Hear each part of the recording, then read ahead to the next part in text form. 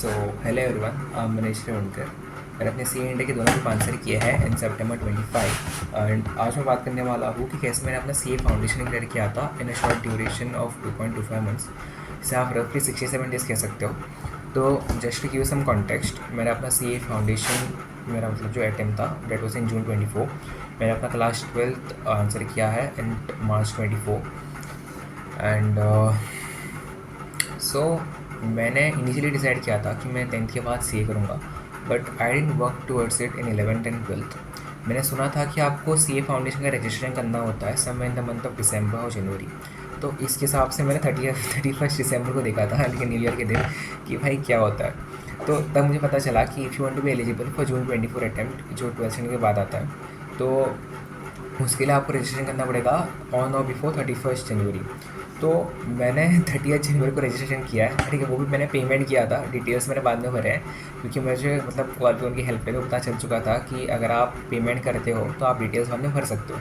तो इस हिसाब से I was eligible for June 24 attempt. And one more thing जो मुझे लगता है कि I need to tell you, जो है कि मैंने CUET एग्ज़ाम जो होती है आपको, है ना, अगर आपको किसी यूनिवर्सिटी में जाना है, टॉप यूनिवर्सिटी में, तो आप वहाँ पे आपकी एंट्रेंस एग्ज़ाम होती है CUET। तो I had no plans to give CUET exam, but in मतलब suddenly in the month of January beginning and end of December मुझे लगा कि भाई I need to target some top DU college, है ना।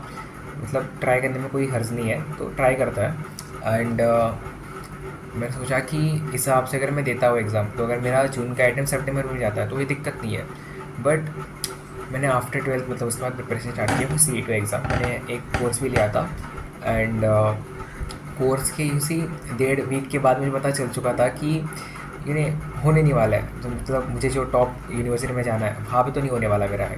तो मतलब इट वॉज ऑब्वियस कि ये जो एग्ज़ाम होता है उसका आपको प्रिपरेशन करना होता है along with class 12th। And जब आप लास्ट मोमेंट में करते हो, एंड उसके ऊपर मैं स्टेट बोर्ड से हूँ, तो स्टेट बोर्ड का सिलेबस जो होता है वो प्योर NCERT नहीं होता है, ठीक है। मतलब सब सब्जेक्ट्स के लिए होता है, बट मेनली जो CBSE फॉलो करता है NCERT, वो प्योरली नहीं होता है। तो I had dropped out of CA exam and I was still eligible for June 24 attempt. तो मैंने क्या डिसाइड किया कि भाई CA फाउंडेशन है वो देते हैं करके।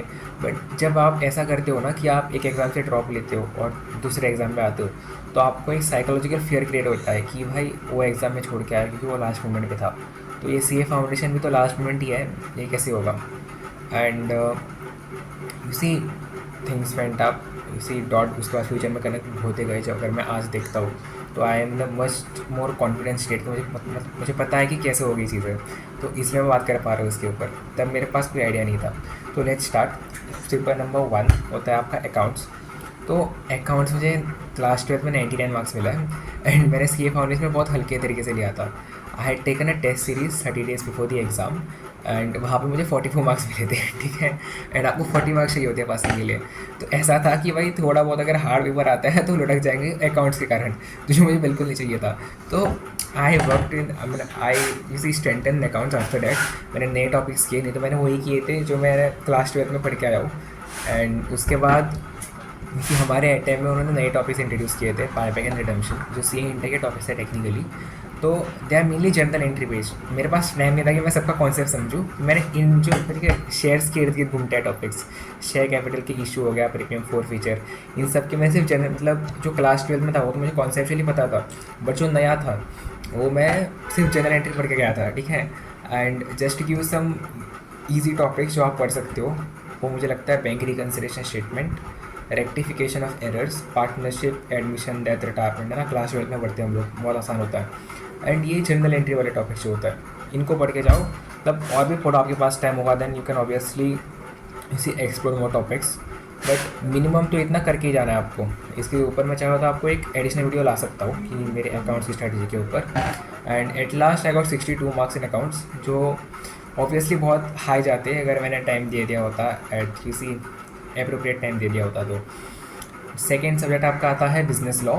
तो business law is the most feared subject in CA foundation. जो मोस्ट ऑफ द बच्चे फेल होते हैं वो सेफ मतलब बिजनेस लॉ में होते हैं, ऐसा मैंने सुना था।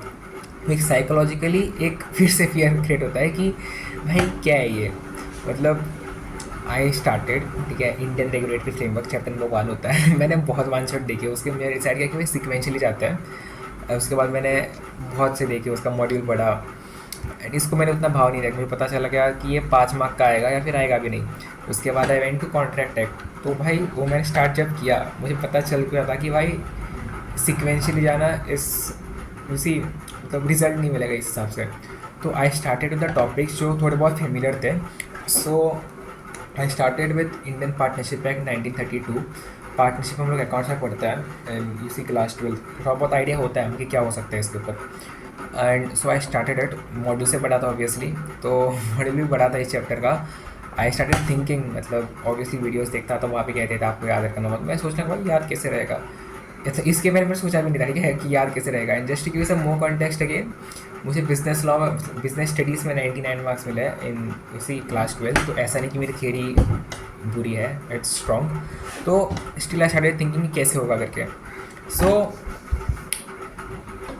मैंने इसके बाद मतलब I wasted a lot of time learning it again and again, but the turning point in my CA foundation journey वह सर मैंने लॉ के लिए अर्जुन छापरा सर की वीडियोस डिस्कवर कर दिए। एंड ना मुझे एक सीनियर ने कहा कि उनका जो क्वेश्चन बैंक होता है वो बहुत ज़्यादा अच्छा होता है, मैंने वो परचेज़ कर दिया। So now my strategy was कि अगर मैंने एक चैप्टर पढ़ चुका हूँ मैं मॉड्यूल से वीडियो देखने के बाद, तो जब मैं अब सब्सिक्वेंटली रिवाइज करूँगा तो मैं मॉड्यूल को हाथ नहीं लगाऊंगा, मैं सिर्फ जो क्वेश्चन है क्वेश्चन बैंक में उन्हें बार बार पढ़ूंगा। And that clearly worked. उसके बाद मैं गया ऑन कंपनीज एक्ट 2013। उसके बाद मैंने LLB किया 2008। नेगोशिएबल इंस्ट्रूमेंट्स 1881, ये बहुत आसान है ठीक है। नेगोशिएबल इंस्ट्रूमेंट लिटरली 11-12 पेज का चैप्टर है एंड क्वेश्चन आते हैं उसमें से 2-3 and it's very easy I can say. उसके बाद ये लास्ट 30 डेज में था ठीक है, negotiable instrument and SOGA 1930 sale of goods act. So मैंने बाकी का एक्सेप्ट फॉर कॉन्ट्रैक्ट एक्ट बाकी का पूरा सिलेबस किया था। And to be very honest contract act का सिलेबस, कॉन्ट्रैक्ट एक्ट एक तरफ एंड बाकी का पूरा सिलेबस एक तरफ, दोनों सेम ही है ठीक है। So I would suggest based on my experience कि अगर आप पूरा सिलेबस पहले करते हो except for contract act that will be much better ठीक है। मतलब कॉन्ट्रैक्ट एक्ट के 5 क्वेश्चन आते हैं आउट ऑफ 6 अगर आप स्मार्ट खेलते हो, मतलब 4 से 5 क्वेश्चन आते हैं अगर आप स्मार्ट खेलते हो, तो आपको उसके 4 क्वेश्चन अटेम्प्ट करने पड़ेंगे। जो आता है मोटा मोटा आप कह सकते हो 28 मार्क्स के 26 लेते हैं। बाकी का अगर आप 74 मार्क्स का अच्छा अटेम्प्ट करते हो तो you can obviously pass in that. तो ऐसे लॉ होगा। एंड कॉन्ट्रैक्ट एक्ट का ऐसा नहीं कि मैंने बिल्कुल छोड़ा था, मैंने लास्ट के 1.5 घंटे में कॉन्ट्रैक्ट एक्ट स्टार्ट किया था। बिफोर दैट नाइट मतलब जो आपके पास 1.5 दिन होते हैं, तो एग्ज़ाम पे आने के बाद मैंने देखा था after coming from accounts paper कि 5 star topics from contract act 1932। And उसके बाद मैंने लिटरली बाकी का जो पूरा सिलेबस सोच रहा था मेरा रिवाइज ठीक है। तो जो 1.5 घंटा बचा था 12:30 के आसपास, तब मैंने कॉन्ट्रैक्ट एक्ट उठाया है और उसके जो 5 स्टार टॉपिक्स है उसके मैंने टॉपिक्स मतलब क्वेश्चन लिखना स्टार्ट किया। एंड लकीली उनमें से एक क्वेश्चन आ गया था। And to be very precise मैं आपको क्यों कह रहा हूँ कि आपको सब्सिक्वेंट रिवीजन अगर आपके पास टाइम कम है क्वेश्चन बैंक से करना चाहिए, क्योंकि CA फाउंडेशन में तो एटलीस्ट बहुत सारे क्वेश्चन रिपीट होता है, सिर्फ नाम और डेटा चेंज होता है, क्वेश्चन सेम होता है आपका। तो इट रियली वर्क्स कि आप सब्सिक्वेंट रिवीजन आपका फ्रॉम क्वेश्चन बैंक करो ठीक है। सो मुझे एट लास्ट 59 मार्क्स मिले थे है ना, मुझे टेस्ट सीरीज़ में 42 मार्क्स मिले थे, उसके अगले वाले में मुझे 49 मार्क्स मिले थे। तो ऐसा लगा था कि पास हो जाऊंगा ठीक है। सो थिंग्स हैपेंड है ना, एंड लिटरली मुझे लगा था इसके कारण फेल हो सकता है, बट पेपर के बाद मुझे पता चला कि भाई पेपर अच्छा गया है, पास तो हो ही जाऊँगा करके। So third paper is quantitative aptitude maths. तो फ्लेक्स नहीं कर रहा हूँ बट मुझे मैथ्स में 99 मार्क्स मिला है क्लास 12, तो मेरा मैथ्स का बेस स्ट्रॉन्ग था। बट 11-12 का मैथ्स हमें ऑब्वियसली फाउंडेशन में डायरेक्टली नहीं पूछते हैं, कुछ ही टॉपिक्स होते हैं है ना, डेरिवेशन आपका होता है, इंटीग्रेशन होता है, बट वो बहुत कम मार्क्स के आते हैं, 2-3 मार्क्स के आते हैं टॉपिक से। सो maths I saw strategy video in the beginning of my ये, एंड वहाँ पर मुझे पता चला कि एक आपका application of mathematics in business है ना, टाइम वैल्यू ऑफ मनी बोलते हैं उसे इन जनरल, 14 मार्क का होता है चैप्टर, इंटरेस्टिंग है, बड़ा है, आता है एग्जाम में ठीक है। तो आई स्टार्टेड विद इट है ना, उसके मैंने बहुत डिटेल वीडियो देखे थे है ना, निशांत कुमार सर उनके देखे थे मैंने इन अकेडमी वाले, फ्री प्लेलिस्ट थी उनकी, उसको देखा था मैंने। And after this I went for logical reasoning, 20 mark का होता है, 4 चैप्टर होते हैं आपका, बहुत आसान होता है ठीक है। इसे आप जिम में डाल दो अपने and you are good to go. इसके बाद I again came to section number A जहाँ पे time value of money belong करता है, वहाँ के मैंने और थोड़े टॉपिक्स किए थे एंड पूरा नहीं किया था, मतलब आई गेस मैंने सेक्शन ए के आप रफली कह सकते हो 75 से 80% टॉपिक्स किए थे. And after that start with statistics. Statistics आपका अगेन 40 मार्क्स का आता है. 40 मार्क्स का स्टैटिस्टिक्स, 20 मार्क्स का लॉजिकल रीजनिंग एंड 40 मार्क्स का सेक्शन ए. सो स्टैटिस्टिक्स मैंने वो टॉपिक्स किए थे जो मैं पहले पढ़ के आया हूँ इन क्लास 11th. एंड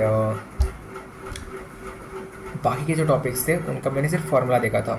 अब मैथ्स के बारे में मैंने ऐसा सुना था कि आपकी थियरी इंपॉर्टेंट होती है. मतलब देर आर अटेम्प्ट्स जहाँ पे थियरी लिटरली 14 मार्क्स की आई है. तो मैंने चांस नहीं लिया था. मैंने जो लास्ट का एक हफ़्ता बचा था तब मैंने यूट्यूब पे वीडियो देखी थी थियरी की. तो उतना मतलब जो देखा था वो तो नहीं आया था. ठीक है. और उतना एक्सटेंसिव कवरेज का भी नहीं आया था हमारे इस पर थियरी. ठीक है, हमारे एग्ज़ाम में. सो मुझे एट लास्ट 68 मार्क्स मिले थे मैथ्स में. And it would have gone, मतलब मुझे लगा था, मतलब जब मैंने उसके बाद स्टार्ट किया मैथ्स, मुझे पता चल गया था कि ये थोड़ा मतलब थोड़ा निगलेक्ट करते हैं तो भी चलेगा इस पर. It would obviously gone higher अगर टाइम दिया होता. And we start with the fourth subject again, sorry fourth subject that is business economics. तो बिजनेस इकोनॉमिक्स मैंने टेक्निकली 70% सिलेबस किया था एंड मुझे 85 मार्क्स मिले थे. एंड जो मुझे लगता है 90 तक चले जाते if I had not make certain mistakes in the paper. ठीक है, जो ऑब्वियसली मतलब मैं इतना एक्सपेक्ट भी नहीं कर रहा था कि इतने मिलेंगे मुझे. But let's again give you some context कि 50% माइक्रो होता है, 50% मैक्रो होता है. एंड उसमें भी आपका ऐसा होता है कि यू सी मैक्रो पूरा ऐसा नहीं होता कि आप पढ़ के आए हो in class 11-12. But micro is mainly except for business cycle आप पढ़ के आते हो. तो माइक्रो 50 मार्क्स का 5 चैप्टर्स होता है. वो बहुत आसान होता है. उसको मैंने बहुत अच्छे से किया था, इन डेप्थ किया था. बाकी जो मैक्रो पे आता है, आउट ऑफ 7 चैप्टर्स मैंने 2 टॉपिक्स किए थे, national income and money market. Obviously macro economics के थे क्लास 12, तो आसानी से हो गए थे. बाकी का जो था that was international trade, public finance और Indian economy. I would suggest अगर आपके पास टाइम है तो आप सॉरी इंटरनेशनल मार्केट एंड आपका पब्लिक फाइनेंस कर सकते हो. इंटरेस्टिंग चैप्टर्स हैं. बट जो इंडियन इकोनॉमी जो चैप्टर है वो बहुत बकवास सा चैप्टर है. बहुत सारा डेटा है उसके अंदर एंड क्वेश्चन पूछते हैं, but it's not worth investing that time अगर आपके पास कम टाइम है तो. And what strategy I adopted for this 3 chapters was कि मैंने वन शॉट देखा था एंड मैंने टेक्स्ट बुक के पीछे की समरी पढ़ी थी एक बार, मतलब 2-3 बार पढ़ी थी. That was it. और मैंने कुछ स्पेशल नहीं किया था.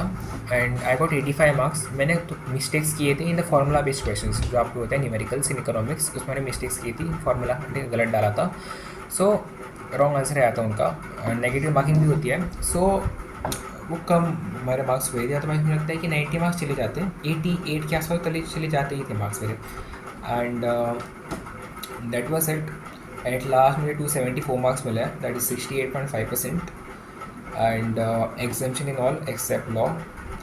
And you see, so summarising everything, अगर मैं आपको एक फाइनल कंक्लूजन मतलब अगर मैं आपको देता हूँ तो इट्स अगर आपके पास 1.5 महीना भी है then it's very much possible कि आप एग्ज़ाम क्लियर कर सकते हो. One in 1 month it is possible, but that will demand some you see hard work and determination.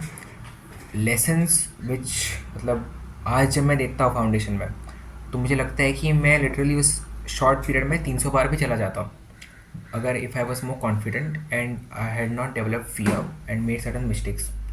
Now you have a blueprint कि इट्स वेरी मच पॉसिबल कि आप कर सकते हो. And you see connecting the dots is possible only when you see in the past. आप जब present में होते हो, मतलब मैं आज के डॉट्स आज कनेक्ट नहीं कर सकता, मैं फ्यूचर में कर सकता हूँ. So it's confidence is the key and foundation it's very much possible to clear in short duration.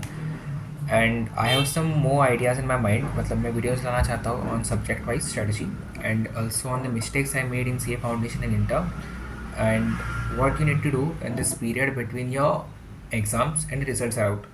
Late हो चुका है अभी but still I'll bring the video on that. And that's it. Thanks a lot. You can like the video, share it with your friends and obviously subscribe the channel. Thanks a lot.